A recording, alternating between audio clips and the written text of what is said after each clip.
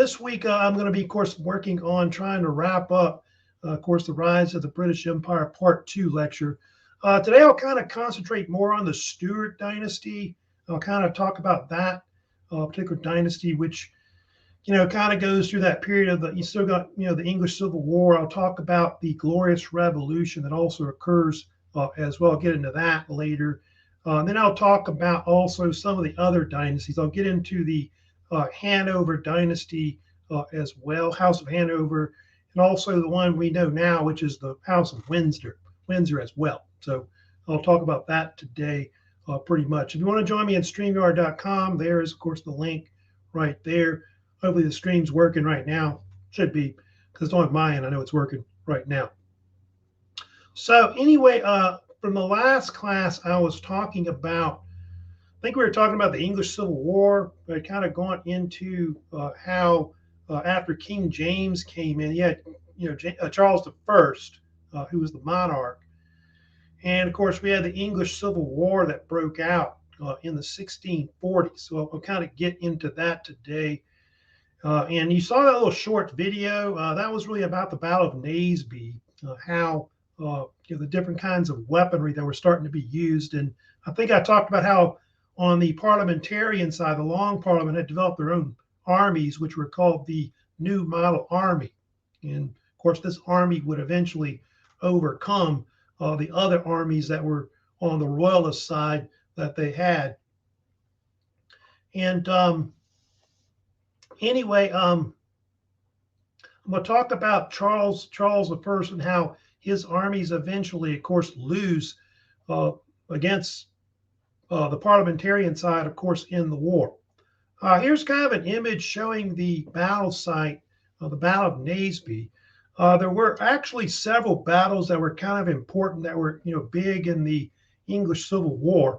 You had the Battle of Edge Hill, which was fought in 1642. That was considered one of the first major battles that was fought between the parliamentarian side and the royalist side in the war.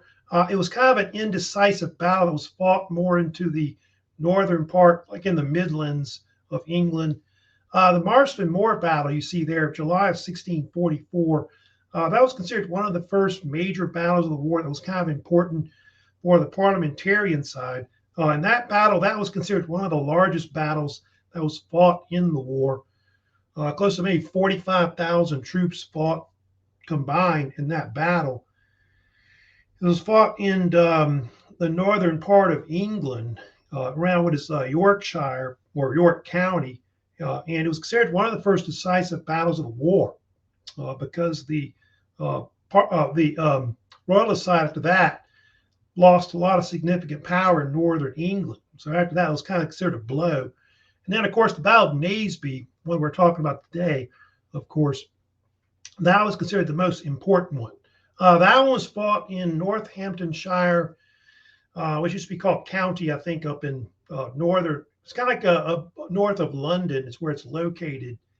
And that particular battle was pretty important. It had two sides, of course, that fought in the battle. On one side, you had the New Model Army, had about 13,000 troops, and they were headed by two generals. One was Sir Thomas Fairfax, who was really the captain general of the actual parliamentarian forces in the war. He was known as Black Tom. He was called this because he had kind of a dark complexion, and he was known for having these black-looking uniforms, armor. And then on the right, you have Oliver Cromwell. Cromwell was a member of Parliament who was a Puritan. He was really the best general on the parliamentarian side and pretty much took over the New Model Army by the end of the war. Later, if you know about Cromwell, he was the one that took over England after they executed King Charles I and ruled as what they call Lord Protector of England for a few years. Oliver Cromwell had different nicknames. He was sometimes called Old Ironsides, and then also Puritan Moses. Cromwell was considered to be very religious. Like, I'll get to the Puritanism, but when he takes over England, he pushes Puritanism on, of course, everybody. Also on the royalist side, you had King Charles I And he had one of these generals under him named Prince Rupert of the Rhine, who was his nephew. He led a lot of the cavalry under the royalist side and was really considered to be one of the best generals on the royalist side of the war. But you can see from those numbers on the screen that they were heavily outnumbered, of course, in the battle. Here's kind of an image of the battlefield that you're looking at. And you can see here that what happened, Prince Rupert did try to attack, of course, the parliamentarian side on their left flank. But you can see that most of the actual success of the new model army came in the center and on the left flank, of course, the royalist army. Cronkwell used his cavalry in the center, you can see. And what happened in the battle was that Charles's army was actually effectively destroyed in the battle. In fact, 3/4 of his force was either killed, wounded, or captured. About 1,000 were killed and wounded, and then the rest were all taken, captured pretty much after the battle. And a lot of the men that were captured by the parliamentarian side were actually paraded through the streets of London in this victory. And so the Battle of Naseby was considered to be really the turning point battle of the war. The Royalists never really effectively recovered from Naseby afterwards. And Charles later escaped to northern England, but he was actually captured at one point. I think he was captured twice and he escaped twice. But he'll eventually flee to the north to try to get military aid from the Scots at that point. And that's the other thing I wanted to talk about too. We talked more about Charles I on the left. There was a second English Civil War that was fought later. What happened was Charles went into Scotland, like I said, and he created this alliance with the Scottish Presbyterians. They call it the Covenanters, and it was sometimes called the Engagement because there were certain Scots that backed the Stuart Charles back on the throne, but in return for making a deal with them.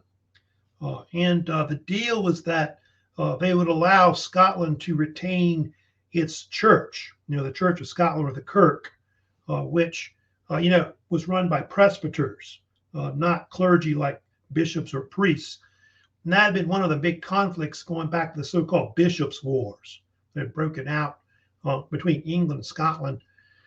And so they agreed to this. And then so what happened was Cromwell then invaded into, I think, northern England and probably part of Scotland too at well. And that led to eventually the Battle of Preston, which I think was the most famous battle, really, of the Second English Civil War. And the Scots were defeated at the Battle of Preston, which happened August of 1648. And so their forces were actually routed, about 2,000 killed or wounded, and 11,000 were actually captured. So obviously the Royalists weren't doing well, First or Second English Civil War. And eventually they end up capturing Charles I. And what ends up happening with Charles I, of course, he's eventually put on trial in January of 48, actually 49, excuse me, is when it is. And he's charged with treason against the state. And the only thing about Charles was that when he was put on trial, he refused to make a plea. And it's like what he was being charged for, basically. And he said that he couldn't be charged with anything because of the fact that he was an absolutist. He had divine right, basically, which they thought was ridiculous in England. And so eventually later he would be charged with being found guilty, and he'll later be executed. That's what's going to happen eventually. They do have this man I did want to mention that's kind of important. His name was Thomas Pride. He was this English commander that was under Cromwell's New Model Army. And he began this thing where he began to purge members of Parliament that were basically supportive of either the Royalists or they were against, I guess, putting him on trial pretty much. And So it became known as, they called it later Pride's Purge, basically. And so after that, the rest of Parliament, the Long Parliament at that point, is later sometimes nicknamed they sometimes call it the Rump Parliament. That's the members of Parliament that actually agreed to, put Charles on trial and all that.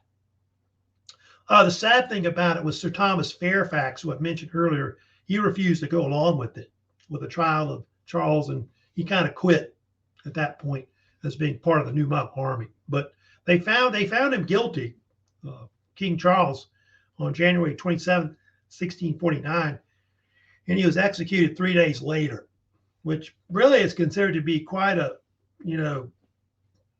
amazing thing. They did that. It's kind of controversial, if you know about that. It's very few cases where states have executed their own monarch. I think the other one is the one in the French Revolution of Louis XVI. And they say the origin of that popular nursery rhyme you may have heard about, which is Humpty Dumpty, is believed to have originated from the beheading of Charles I, because after they cut his head off, they couldn't put him back together, if you know what I mean. So anyway, that's basically what happened to Charles at that point.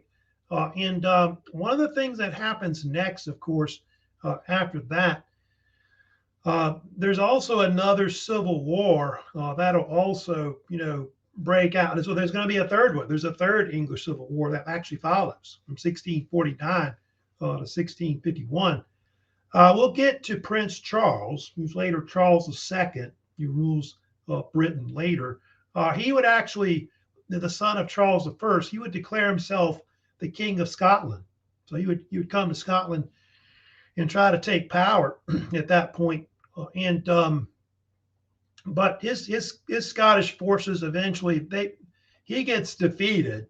Eventually, 1650, Cromwell invades Scotland at that point with this new model army. They fight one more battle called the Battle of Dunbar in September of 1650. And the Scots are eventually defeated again at that point. And so Prince Charles is forced to escape basically to France because the French are kind of backing the Stuarts back on the throne. And I'll get to it later, but there's a story where Charles was able to escape from Cromwell by hiding in an oak tree. And that's how he was able to save his life and all that. Now, later, what ends up happening, Cromwell eventually seized control, of course, of the British government. You have a period later that's actually a Republican period that they have in British history. The only time where Britain's really had a republic, about this, which was called the Commonwealth, is what they called it. But you can see it had other names too. They called it the Protectorate sometimes. Some people call it the Interregnum because it's between the different monarchs that come in later, like Charles I versus Charles II. So the Protectorate lasts roughly, or the Commonwealth, around 10 years or so is what it is. And Cromwell actually, he rules the country as really a dictator, is what it is. And so he has military dictatorship. And sometimes he was called also the head of state. I think was another title that he went by. I think there was even talk of making Cromwell a monarch, but he was against having a monarch. So some people think he was more Democratic or Republican, rather than saying having a monarchy. Of course, he was not very popular. If you know about it, we study about Oliver Cromwell, they pushed a lot of Puritanism in the country. And he was a very religious man. I think there was a famous quote by Cromwell where he once said that, I believe that he that prays best fights best.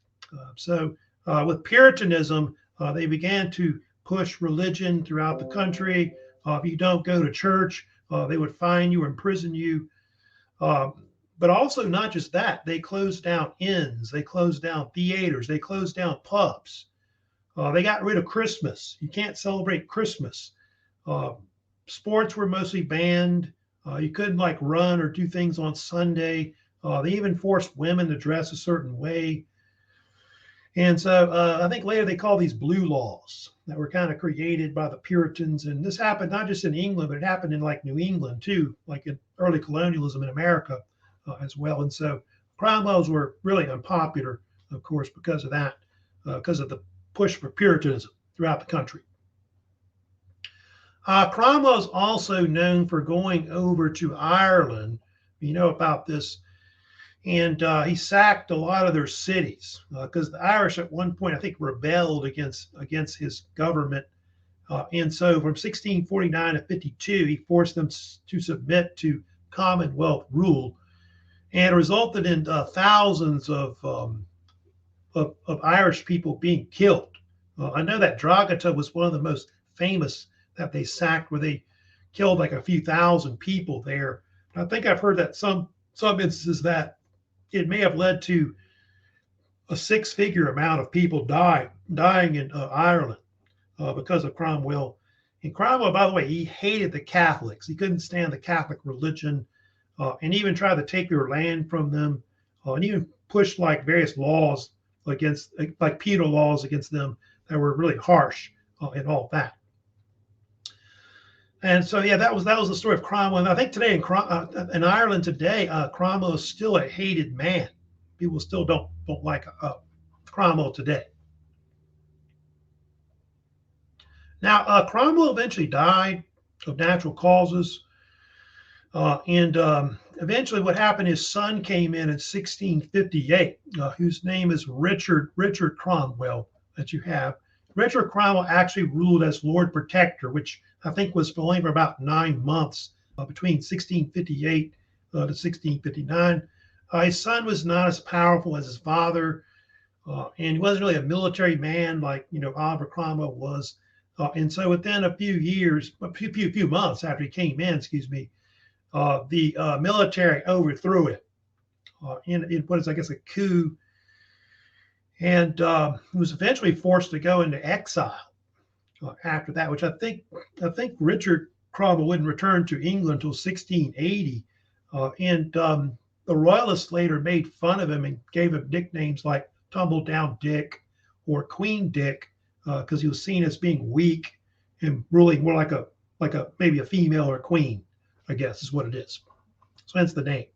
So anyway, that's the story of the Cromwells. And what happens next? They then put in the Stewards. They have the so-called Convention Parliament that meets in 1660, and they have the Restoration. That's what they usually call it in England, the Restoration of the Stewards. So the Stewards come back in power between 1660 and 1714 for another 60-something years that they're in power. And of course, the one that they put in power, of course, you see there is King Charles II, the son of Charles I, who had been in exile for many years, mostly in France. And he's eventually crowned on May 29th, 1660, which the British called it later Restoration Day. They brought the Stuarts back in. It's also called other names, such as Oak Apple Day or Royal Oak Day, because the fact that went back to that story about how Charles had hid in an oak tree when Cromwell was trying to catch him or whatever, and so hence the name being used. And I think it was also his birthday, I believe, as well, when he actually was crowned. And these are the remaining Stuarts they have later. Of course, you have Charles II right there, just talked about. James II, of course, is his brother. So we'll talk about him later. He'll reign. He's kind of controversial because he's a Catholic. William III and also Mary II, also known as William and Mary, of course, may have heard of them. Those were the nephew and daughter of James II. They were actually first cousins that were married to each other. And then Queen Anne was another daughter of James II as well. So those are all the later Stuarts that we'll talk about today that they had. Now, I'll kind of talk about some major events that happened under him. I'll kind of get to that. That's probably the most famous thing in the Great Fire of London. I did want to talk about maybe one more thing about Charles, which is famous about him. He was known as the Mary Monarch. It's kind of a nickname they started using later in the 17th century. And he was called that because of the fact that his court was known for a lot of hedonism or being very loose. And he was known for having a lot of mistresses, which I think there was like as many as like, I want to say about 14 mistresses that he had. And he did have a wife. Her name was Catherine of Braganza, who was actually from Portugal. She was Catholic, which was kind of controversial too, I think. And they had like 3 children, but they died, I think, from miscarriages. I think she was pregnant. And so he had a bunch of illegitimate children, like close to about almost a dozen that he had. And so he had none that could take the throne. And so the joke about Charles II was that he was the father of England because he had so many children, but none of them were, like I said, legitimate. They could actually get the throne. And so that was considered to be a very, big problem. So I'll talk about his brother James II is going to take the throne, but he's Catholic. Now, they did have this thing called the Great Plague of London, which broke out in 1665 and lasted almost a year, actually lasted almost a year and a half to 1666. And the Great Plague of London was a major outbreak of bubonic plague in England. It's not just in London, but it affected London the most overall. The bubonic plague was known as the Black Death, which you, of course, heard, or also called Black Plague. In fact, when they use the term plague, they usually talk about bubonic plague, bubonic plague, and talk a little background about the bubonic plague. It was a type of plague bacterium that was spread by rat fleas through what they call the black rat, which was, I think, at one point dominant throughout Europe. And the black plague or bubonic plague had been around. It went back to ancient times. In fact, it affected, I think, the Byzantine Empire at one point, caused its decline. It also affected Europe in the 14th century with the outbreak of the Black Death. And it killed as many as 100 to 200 million people over time. So it's considered one of the worst type of pandemics that's ever happened worldwide. COVID's kind of mild compared to, of course, bubonic plague. And they didn't find out about actually what caused it until like the late 19th century. I think a guy named Alexander Yersin found it out, physician. And so it's called Yersinia pestis, the actual bacterium, which I think lives in the rat flea's stomach. So when it would bite you, it would give you basically the plague. And then it would cause all these symptoms you see, like the large size bobos on people that they would get, which are like actually a lot of times it would be swellings of the lymph nodes that they would get, lots of coughing, blood and other things like that, phlegm, high fever, and death in really a short time period. If you would, of course, get the actual plague itself. It lasts about 18 months roughly, you can see, and they think it killed close to 100,000 or more people in England. About 1/4 of the actual population of London died from the actual Black Death overall. I think it's around 17th, 18th century when they start calling it that, Black Death. By the way, the English were the first to really start using what we call quarantines, which was usually for about 40 days, not 2 weeks or whatever. Basically, they would put a red cross on your door and board your house up and then come back in 40 days and see if you're still alive, that kind of thing. So we kind of know a little bit about quarantines because of what happened with COVID, but that's something that is very famous, of course, with the Black Death. You can see here also that the whole, have you ever heard of that nursery rhyme, which is called Ring Around the Rosie? That actually originated, of course, from the Black Death. And you can see there's a plague nursery rhyme, Ring Around the Rosie, a pocket full of posies, ashes to ashes, we all fall down. Yeah, ring around the rosy, you would get these rings around your mouth and around the bobos. Pocket full of posies, people would put flowers or scents in their masks, thinking that if they smelled good things and not the smell of death, they wouldn't get it. Ash to ashes, actually, that's from really, I think some say actually they used to burn all the bodies. I think during the Black Death, because there were just so many people dead that some people were burned to death instead of buried in mass. But some were buried mass graves also as well. We all fall down, of course, everybody's dying, that kind of thing. So kind of a morbid nursery rhyme. But yeah, I remember, I think my daughter doing that. And I think I did that too, break around. You kind of form a ring and go around and around. Yeah, kind of like that. So now, anyway, they do have the Great Fire of London as well. That was considered one of the worst disasters to really hit London in their history. Happened in September of 1666. Always like that, 666, get the number there. And anyway, the old city of London, which went back to Roman times, within the old Roman walls, majority of it actually burned down in a short time in early September of 1666. The fire actually lasted about 4 or 5 days. And you can see it destroyed something like over 13,000 buildings and made something like close to 100,000 people homeless in a short time. It was kind of a rendering or painting of the Great Fire of London. They do think it was an accident, believe it or not.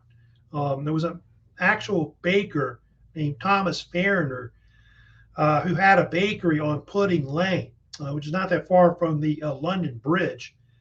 And they say a fire broke out, and I think he had they escaped out the window when the fire burned down the bakery. And he had a maid who didn't make it. She tried to get out the window or something like that and died in the fire. And so she was actually the first victim of the fire. But weird thing is they don't really know how many people died from it. Because nobody kept records on it and everybody burned to ash. And so they don't really know. But it made a lot of people homeless. There was a French watchmaker, by the way. His name was Robert Hubert.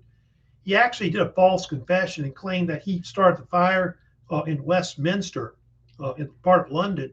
The fire never got there. And so he later was executed for it, but they think the fire was actually an accident. Here's a map to show you where the fire spread to. So majority of, like I said, of the old London that was inside the old Roman walls, most of it burned. But you can see where the Whitehall and all that is to the East Tower of London, etc. It didn't actually reach where the royal family is. But it did burn down one of their main churches, which is St. Paul's, which was rebuilt, of course, afterwards.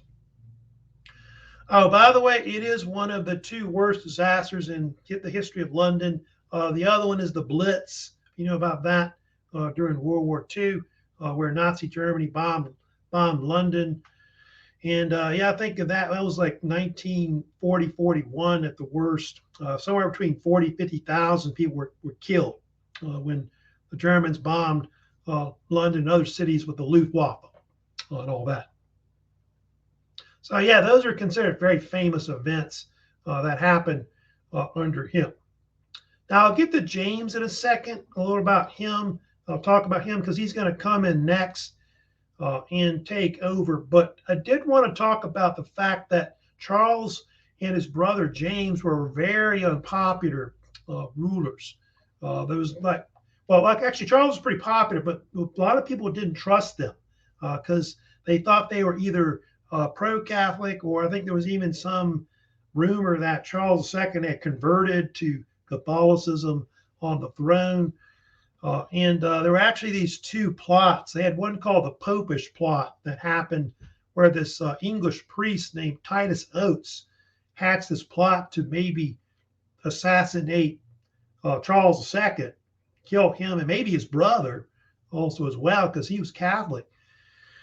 And he was called Titus Oates the Liar, because they think it was all just a thing he hatched that was not really going to happen. And he was put on trial for it and in prison for it. But it created a lot of mass hysteria in the country that there were Catholics that were going to kill Charles or maybe his brother James. They had another plot which involved members of Parliament too, later called the Rye House plot. in 1683, and that was where they were going to kill Charles and James as they were going to this. They were going to like a nearby town to watch some races, and they didn't go because there was some kind of fire that broke out in this nearby city, and so later on, members of Parliament were arrested for possibly being involved in a plot to kill Charles and his brother, but it never came to fruition. So none of those assassination plots really came out, but obviously he was somewhat, both of them were unpopular because those two were kind of maybe pro-Catholic or secretly Catholic. I know Charles could have been, but they're not sure about that. But Charles II was actually still kind of popular because of the fact that he got rid of the Puritans and all that.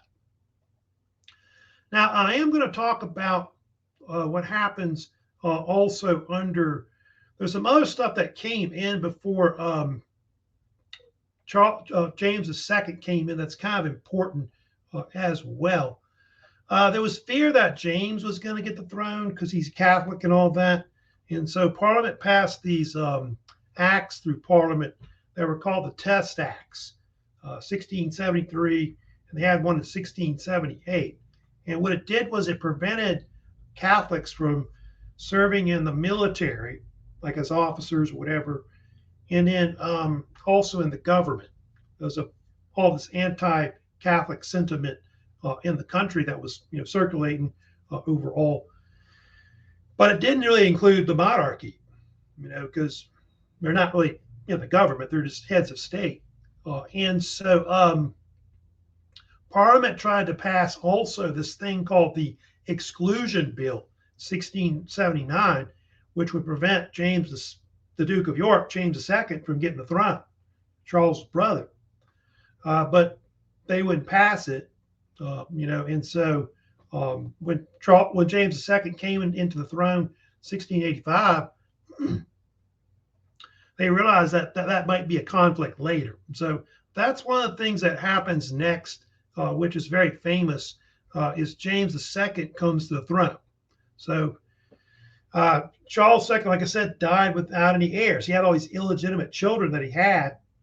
And so James II would reign next. He's the last Catholic ruler that they have. We'll get to it later. James is later overthrown in the so-called Glorious Revolution. Now, why was James controversial? Well, there's different theories about it. The two main things, of course, about James II was that, first of all, he was very tolerating towards Catholics. And so I think there was talk of allowing the Catholics to come back in like Jesuits. Also, he wanted to allow Catholic universities to be established in England. And then the other thing about him that was unpopular too was that he was pro-divine right. He thought that the monarch should have divine right or absolute power, like in France, like Louis XIV. And so that was another thing that was kind of unpopular about him as well. By the way, James, the Duke of York, if you wonder about it, that's where New York gets its name. New York City, basically, it's named after him because of the fact that at one point James owned like New York and also New Jersey, both those colonies. They were part of the early 13 British American colonies, North America. So he owned it at one point, but I think he later sold it. But now James, the only thing about him, they weren't worried at first because James, his first wife, Anne Hyde, he had had two children with her, which were Mary II, Queen Mary II, and then also Queen Anne. Both of those will be rulers later, and they were both Protestant. So they weren't very fearful about, I guess, a Catholic heir coming in at that point. What complicated the matters, if you know about it, was that he remarried. 1673, remarried this woman named Mary Medina, who was from Italy. She's Catholic. And they think that right before that, James had converted to Catholicism. And so I think they started to get kind of worried that he might have like a son, that kind of thing that would occur. And that's what actually happened to create a lot of the controversy about King James's reign. In June of 1688, he and his wife, Mary Medina, had a son, of course, which was James Francis Edward Stuart, who was born 1688. And so we'll get to him later. He's known later as the Old Pretender, or I think some of the Scots called him James III. And so at that point, Parliament is kind of concerned that the next ruler is definitely going to be Catholic after James would die. So they think there's going to be a continuous amount of these Catholic rulers that'll be on the throne, and they don't really want that. They want a Protestant ruler.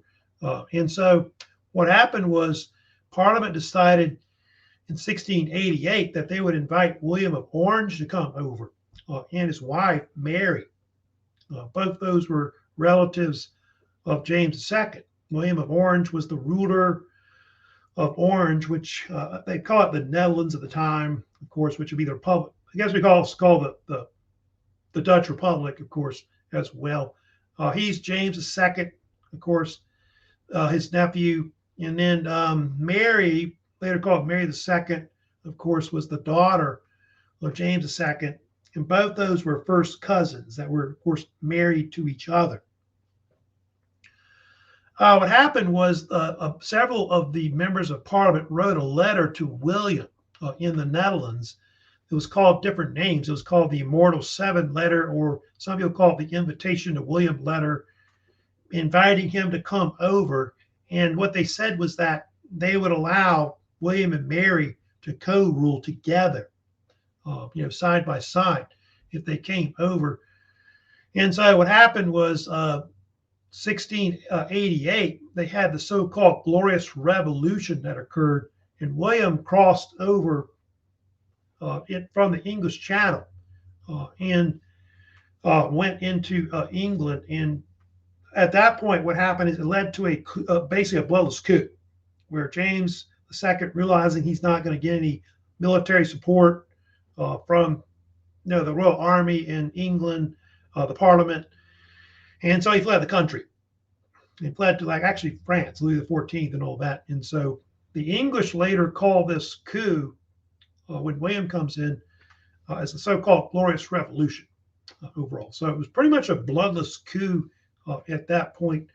And like I said, William and Mary will come in as joint monarchs, you see, which officially they won't become monarchs until 1689. Because one of the things, of course, that happens is that they'll have. I'll get to it later, but they have this thing called the Bill of Rights that Parliament will create, which will create really Britain into a constitutional monarchy. Is what's going to happen. Let me get to something else before I talk about that.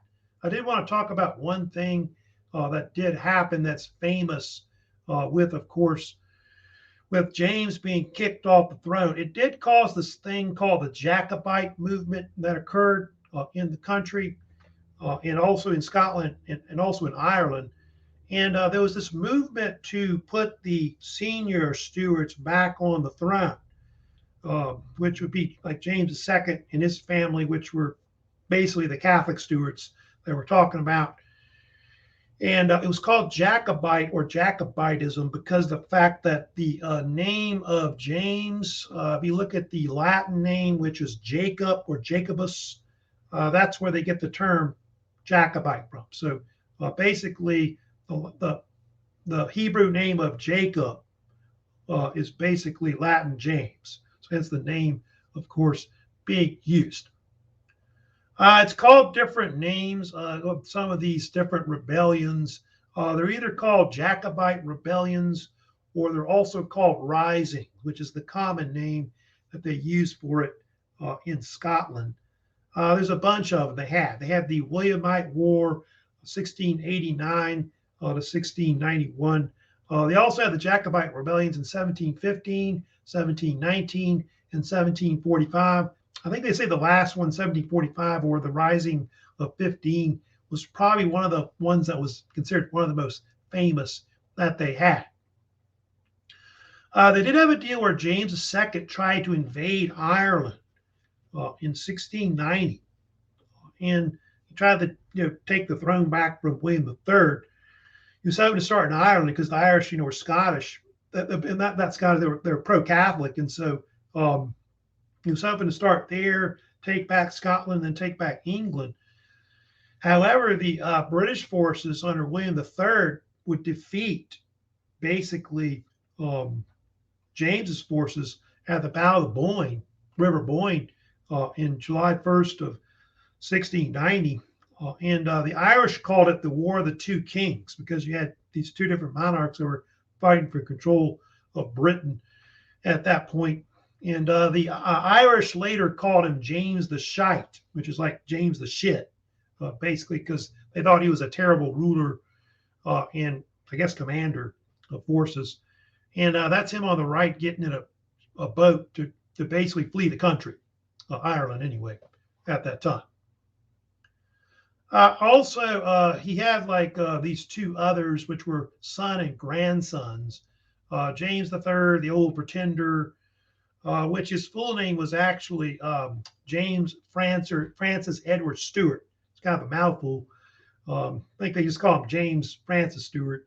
But he was involved in the Rising of 15, where, again, they raised the flag in Scotland to try to take the throne back from William III and Mary, and but they were defeated in northern England at the Battle of Preston.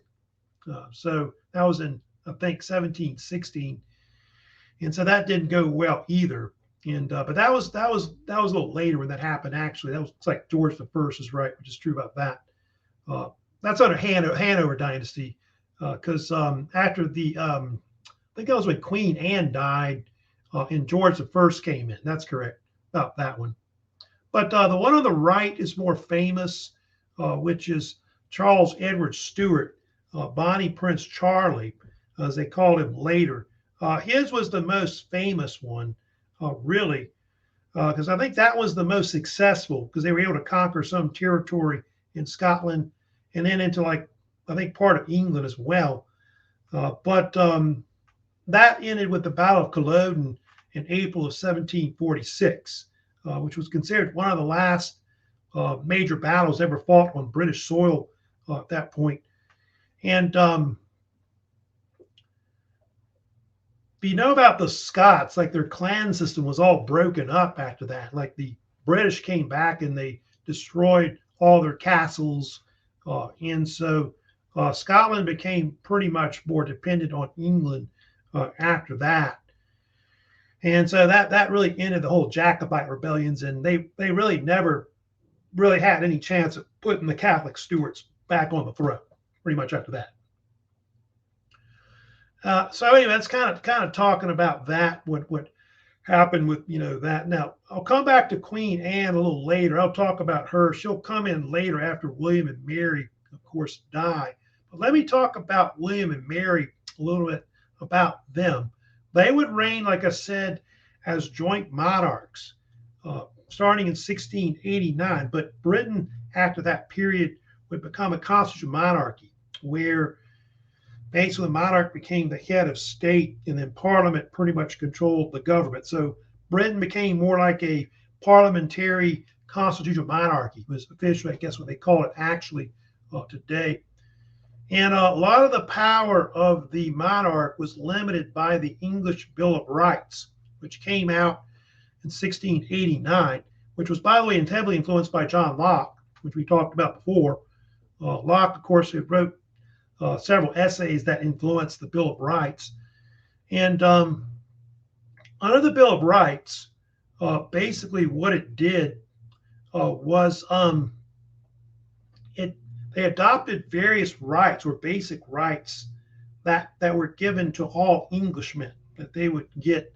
This kind of went back to, I guess, the time of the Magna Carta and all this, because about the British constitutional system, it's not really based off a constitution, but a bunch of acts or documents that were published throughout British history, going back to the Magna Carta and all that. It listed like what the basic rights of all Englishmen would be. It also banned Catholic rulers. So, certain Catholic rulers could not get the throne anymore. They had to be Protestant. Also said that only the Parliament could draft laws, could raise revenue, taxes, things like that, which King Charles had done before. And so that's kind of very important too. That went into basic rights. They were put into Parliament. But these are also, if you see something else later, like say with the U.S. Constitution that you have later, it talks about the idea of free speech in the Bill of Rights, the right to petition the crown, no quartering of troops in peacetime, no excessive bail in royal courts. So these are all things that they put in the Bill of Rights. Also, no imprisonment without charge. So you can't suspend somebody's habeas corpus rights. You basically, the court has to say, why you're being arrested, why you're being imprisoned, those kind of things also as well. I think the old saying is, show me the body. You got to show me evidence that I should be in jail or be in prison, the reason for it. Also, another thing too about it, which is important as well, it said that basically all monarchs must follow the rule of law. So that's one thing that Locke talked about, the fact that James II wasn't protecting people's life, liberty, and property. And so he said that they had a right to replace that monarch with another one and put in better government that'll actually do what the people want. So instead of absolutism or divine right. Also, it said the citizens have a right to trial by jury, which is true as well. And also, another thing I did want to mention about that the Parliament did too that was kind of important as well. Parliament also passed the so-called Toleration Act of 1689, which gave Catholics actually religious rights. So they kind of smoothed that over in the country as well. But the Bill of Rights is a pretty important document. They do think that it heavily influenced, United States, U.S. Constitution. The first 10 amendments, are often called the Bill of Rights, about that, or U.S. Bill of Rights that we have. So I think they call it sometimes the English Bill of Rights, this one we're talking about, but they usually just call it the Bill of Rights, 1689. But yeah, Locke was pretty instrumental. He was a big influence on a lot of these documents, like the Bill of Rights, and of course, are also documents as well, United States. Right, so yeah, I'll kind of move on from that and the Jacobites, and we'll talk next about Queen Anne a little bit. I'll kind of get into her a little bit. She was the last of the Stuart monarchs. After William and Mary went out, she reigned for about 12 years, from 1702 to 1714. She was the younger sister of Mary II. The only thing about her was that she didn't have any children. That was kind of the problem with her reign. So she lacked heirs. And so Parliament passed this act, which was called the Act of Settlement in 1701. And what it did was it gave the throne to their Protestant cousins that were in Germany, a dynasty called the House of Hanover. And so that actually passed up a lot of people that could have gotten the throne, like close to about 50 people, I think at one point were passed up because they were Catholic. And so I'll get to it later, but this man named George of Hanover, he'll come over and he'll be the King of England. He'll take over as the ruler of Britain after that. The other thing that happened too under her, they actually united the actual Britain officially in what became known as the Acts of Union, 1707 and 1708. That officially created the United Kingdom of Great Britain. And because of that, they adopted a new flag afterwards, which was kind of unofficial, but over time became the flag of Britain, which was the Union Jack, which you see there. And the Union Jack was incorporated from various flags, from like the St. George's Cross you see of England, and then the St. Andrew's Cross of Scotland. So those two were merged together, and that became basically the Union Jack. So I think originally the Navy used it, and then over time it was used, of course, as the official flag de facto flag of the state. Later in the 19th century, they added also Ireland as well, the St. Patrick's Cross, which is the flag of Ireland. And that's the way it looks like now today. But I think the St. Patrick's Cross now just represents what is Northern Ireland. And you can see later they used a lot of flags later throughout the world. I think the main ones that still use the most today, I know, are Australia, New Zealand, but believe it or not, Hawaii, if you look at the Hawaiian flag, it's got the Union Jack in it, which is interesting about that. So it was used at one point all over the world, of course, the Union Jack. It's probably one of the most recognizable national flags, in the world, I guess up there with the American one. Now I'm going to talk about next, I want to get into the other dynasty that comes in, the ones I'll kind of, the later ones we'll get to talk about a little bit today, which are Hanover and Windsor dynasties that they have. So you got these so-called House of Hanover that comes in, which that dynasty has, you can see, about 6 rulers that are part of it from 1714 to 1901. You got George I, second, and third, and fourth, called so-called Georgian era sometimes. William IV is also included as well, usually in that. Then you also got Queen Victoria in the so-called Victorian era overall. And here's kind of a family tree of the Hanover Dynasty that you're looking at. The one at the top, of course, that came in first was George I, who reigned from 1714 to 1727. He would come in. His reign was kind of controversial, and that was because he was German and not really English or Scottish. In fact, when he's coronated in 1714, it actually sparked a bunch of riots in the country, which were known as the Coronation Riots. I think it later sparked one of the Jacobite rebellions, I think in 1715, that broke out when James Francis Edward Stuart tries to take power, James III, but it actually fails.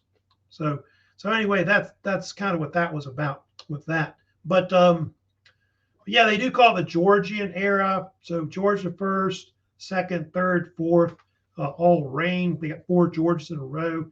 And you have William IV also comes in later as well, brother of George IV, you're looking at there.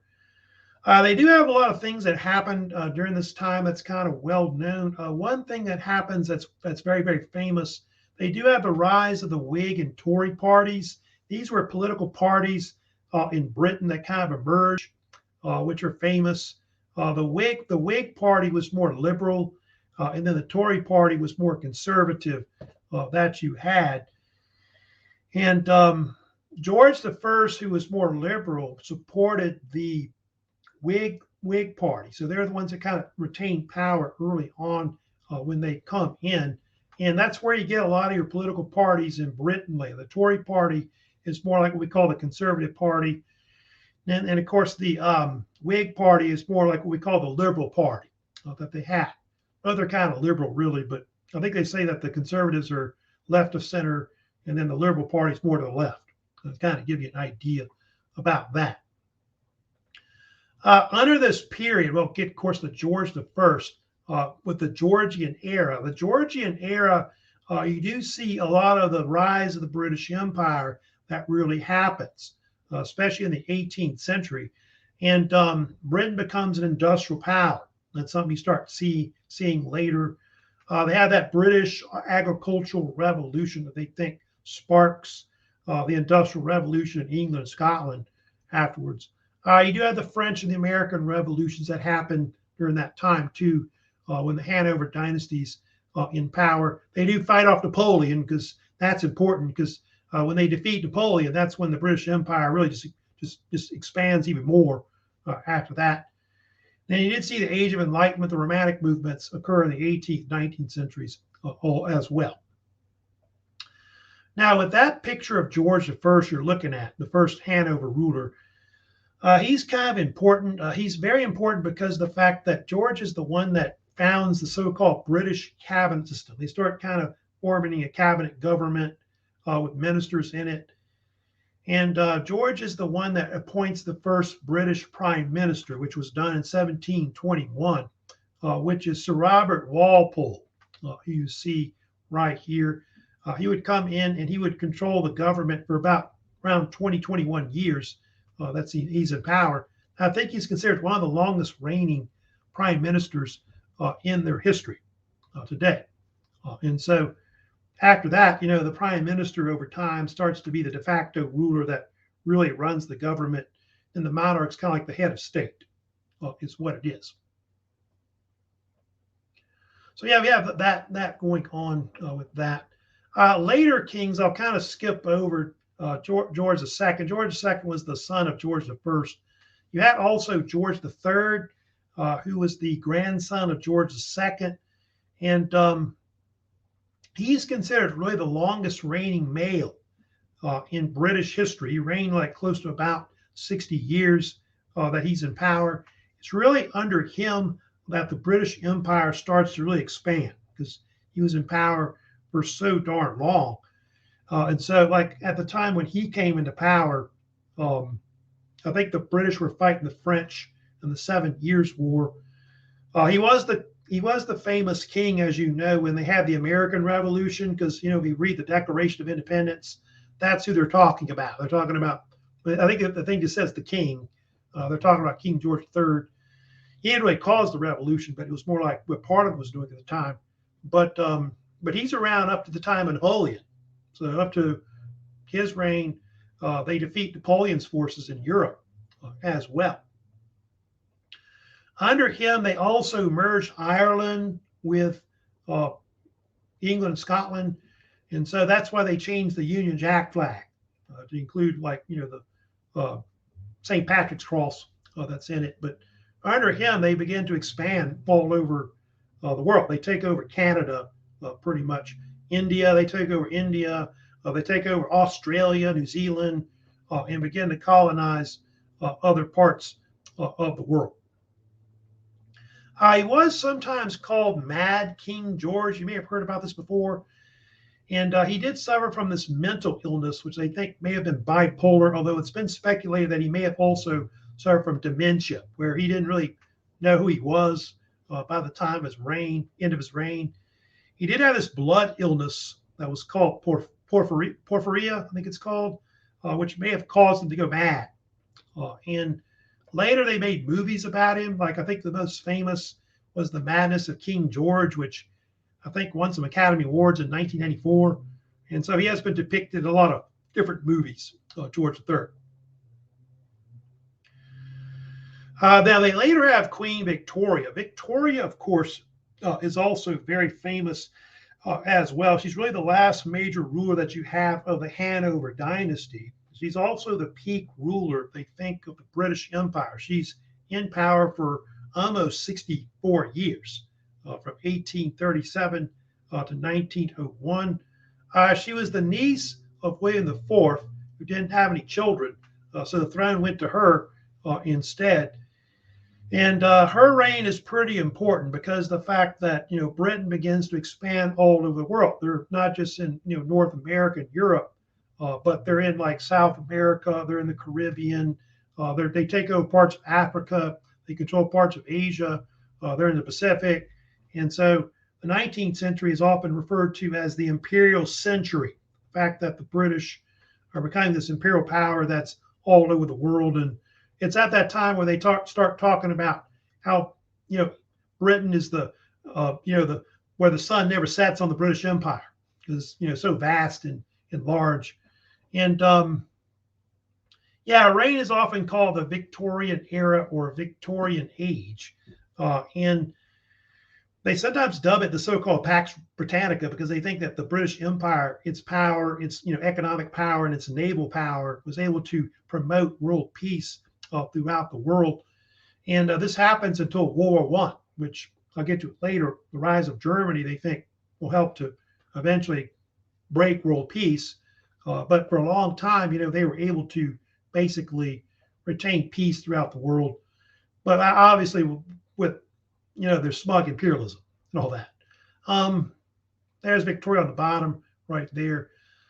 That was her husband. She had this first cousin she married, which was Prince Albert of Saxe-Coburg and Gotha, 1640. which began the House of Saxe, Coburg, and Gotha, which is a new dynasty. They call it afterwards, which I guess are children's starts. That dynasty is later called House of Windsor. So it's basically the same thing, but they changed the name later to House of Windsor because of World War I, because they were fighting the Germans. There's Prince Albert, of course, and Queen Victoria together. Here's actually a picture of them together, which is, I think, considered one of the first major pictures ever taken of a royal couple in Britain. And Queen Victoria had a nickname.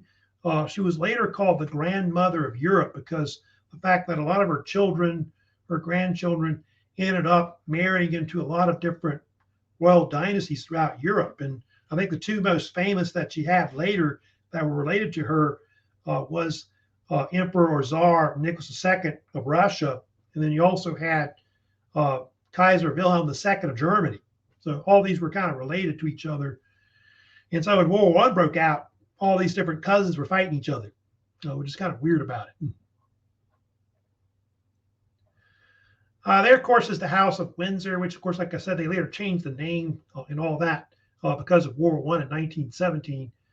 After Victoria died, they had King Edward Edward VII. He would be the next ruler that would take over. Edward's reign is usually referred to as the Edwardian period, which some people think it kind of goes up to World War I. And he was a pretty powerful monarch. In fact, one of the last major monarchs, I think, that had a lot of power, I thought, more or less. And he had a lot of sons and grandsons and great-granddaughters that, of course, very, very famous as rulers. So his son was George V, would reign later. He had two grandsons that were kings as well, Edward VIII and George VI. Then you can see he had a great-granddaughter that was very famous, of course, the current ruler today, Queen Elizabeth II, that you had. He did have a nickname. He was called the Peacemaker. And the reason for that was because of the fact that Edward was very instrumental in creating alliances throughout Europe, especially with France, which is kind of important when World War I would break out. And so French and the British start to be kind of friendly to each other between the 19th and the 20th centuries that you had. Now, yeah, I'll kind of get into some of the other rulers of also the Hanover Dynasty as well. They have King George V, who would reign from 1910 to 1936. He was the actual ruler that reigned when they had World War I break out. So it's really under his reign that they changed the name of the dynasty. So they go from having, the name Saxe, Coburg, and Gotha, they changed it to Windsor, which was actually named after Windsor Castle in England, the name. And they say it's under Edward that really, that's when, Britain really peaks as a major power. So I think 22, I think was the year right after World War I, where their empire peaked in size overall. So you can see that their dominions went from, North America, South America, Africa, parts of Asia, Australia, the Pacific. So you can see I think they're on five or six continents at one point, the British, that they control. And so, yeah, this empire will be vast, but because of World War I and World War II, eventually it's going to decline. Now, like I said, he did have George V had these two sons that would become later, that would come later and take over afterwards that they had. And the first one I want to talk about on the left is Edward VIII. He only reigned for less than a year. And when he came to power, he was a bachelor and he wanted to get married. But the only thing was Parliament was not happy about the fact that he wanted to marry an American who was a divorcee. Well, I think she was still married, was going to get divorced. And that was kind of controversial. A woman named Wallis Simpson, they didn't want to have anything to do with it. And so he chose love over the throne. And so he abdicated in 1936 and stepped down. So the throne then went to the other son of George V, The younger brother, Edward VIII, and that, of course, was, like I said, George VI right there, who reigned from 1936 to 1952. He reigns pretty much through the World War II and the early part of the Cold War era as well. George VI, you may have heard about him. He was the ruler that had a kind of a stammering or stuttering problem when he would give speeches. I know when he went to give his coronation speech, it was awful. And that was one thing that he became famous for. I think when they declared war on Germany in 1939, he was able to give a coherent speech, which was important. They later made a movie about it in 2010 that won a bunch of Academy Awards, which was called The King's Speech, which I think Colin Farrell played King George VI, and it was like a sensation. If you know about that, if you want to watch it. And but under George VI's reign, Winston Churchill was one of his most famous prime ministers that was in power. Of course, you've got the current ruler that's in power now. That, of course, is the daughter of George VI, which is Queen Elizabeth. She, of course, has been reigning since 1952 when her father died. And so her reign, of course, if you know about it, is the longest reigning monarch in British history. She's actually been reigning for over 70 years. I think February marked 70 years that she's been in power. She, of course, is 95 years old. Seems to keep going. I think she had COVID, I think, recently, if you know about that, Queen Elizabeth. And so, yeah, they're kind of been waiting, for her heir apparent, which is Charles, the Prince of Wales. He's, of course, next in line to get the throne. And he's been waiting the same amount of time as his mother when she took power. I think he was like 3 or something like that when she came to power, to give you an idea how old she is, and also he is too. So yeah, there's Charles, the Prince of Wales. He's, of course, next in line to get the throne. Of course, there has been speculation that he might pass the throne up to his son, William, the Duke of Cambridge. I don't know if that's really going to happen or not. I think he's probably going to want to come in and reign, most likely, because Parliament sets, about the succession, like who's going to be the next ruler and all that. And so if he wanted to abdicate, he would have to actually go to Parliament and have them pass some kind of act or whatever that would give the throne to his son. Likely he'll probably reign for a few years, and then his son will come in and probably be the main ruler that we'll have later. So I think some people claim that they ought to put like a younger person on the throne or something like that, because I think some of you have talked about getting rid of the monarch. But you look at Britain today, the monarchy is pretty important, especially with tourism, and all that. It's a big tourist attraction, having the monarch and all that. And so, yeah, that's kind of like the background of like the Windsors and all that. But I'll try to come back later. I think when we get to I want to say the 19th century, 20th century, we'll talk more about the later part of the British history, because you got the rise of British imperialism. You got World War I, World War II, and of course the Cold War era that the British are kind of involved in also as well. So that's it today. I know we had problems at the beginning of the stream. I'll try to edit that later or whatever. But before I go, I did want to talk about a few assignments that are out there that y'all need to know about. Don't forget, first exam is going to close tonight. I know. Then you have that bonus quiz I gave you on, I think, the Enlightenment and Scientific Revolution. That's going to close tonight too. And then I am posting a new quiz today, of course, on British history, of course, which will probably do sometime late next week. So that's it for today. I hope y'all have a great rest of the week overall. This is week 8, by the way. Don't forget, I did send out an email, I think, this week about makeups. I don't know if anybody wants to do a makeup on something, but let me know if you missed something or something like that. We can do a makeup on assignment. But I usually don't give a midterm exam, and I have a makeup period instead. So let me know if you have something like that. Just email me if you have something you want to make up. So y'all take care and have a great rest of the week. Later in the week, I think I'm going to move on to talk about the French Revolutionary period. We'll get also later to Napoleon as well. So I'll see y'all later. Y'all have a great week.